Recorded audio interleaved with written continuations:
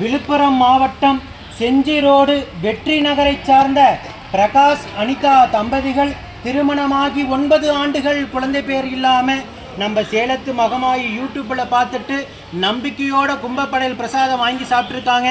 முதல் மாதம் சாப்பிட்டு 2வது மாதம் வாங்கி சாப்பிட்டு அதே மாதமே கருவை தக்க வச்சு உடனே மனமிறங்கி அவங்களுக்கு கருவை தக்க வச்சு இந்த சேலத்து மகமாய் அற்புதத்தை நிகழ்த்தியிருக்காங்க. இவங்களோட குழந்தை உடல் ஆரோக்கியத்தோடு வளர்ந்து இந்த சேலத்து மகமாய் சுக பிரசவத்தை ஈடெடுத்து கொடுக்குன்னு நான் வேண்டிக்கிறேன். இந்த வீடியோ பார்க்கின்ற பக்த கோடி பெருமக்களாகி நீங்களும் வேண்டிக்கங்க. 9 ஆண்டு காலம் இவங்க இருந்த கடும் தவ வாழ்க்கைக்கு 2வது மாதமே மனமிறங்கி அவங்களுக்கு உயிருள்ள வரைக்கும் மறக்க முடியாத நிலையான சந்தோஷத்தை அவங்க குடும்பத்துக்கு இந்த சேலத்து மகமாய் வழங்கியிருக்காங்க. இதே போல் ஆயிரக்கணக்கான தம்பதிகள் நித்த உங்கள் முன்னாடி சாட்சியாக நின்றுட்டுருக்காங்க. வீடியோ பார்த்துக்கிட்டு தான் இருக்கீங்க.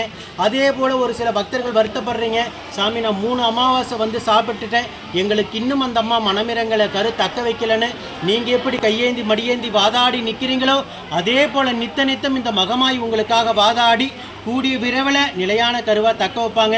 முதல் அமாவாசை எப்போ சாப்பிட்றீங்களோ அது 1 வருஷம் கிடருக்கு. 1 ஆண்டு காலத்துக்குள்ளதாக நீங்கள் என்ன கர்மபலன் முன்ஜென்ம சாபத்தை நீங்கள் செய்துகளோ அது எனக்கும் தெரியாது, உங்களுக்கும் தெரியாது, மகமாய்க்கு தெரியும். நித்தம் வாதாடி கூடிய விரைவில் நிலையான கருவாக தக்க வைப்பாங்க. ஓம் சக்தி பராசக்தி.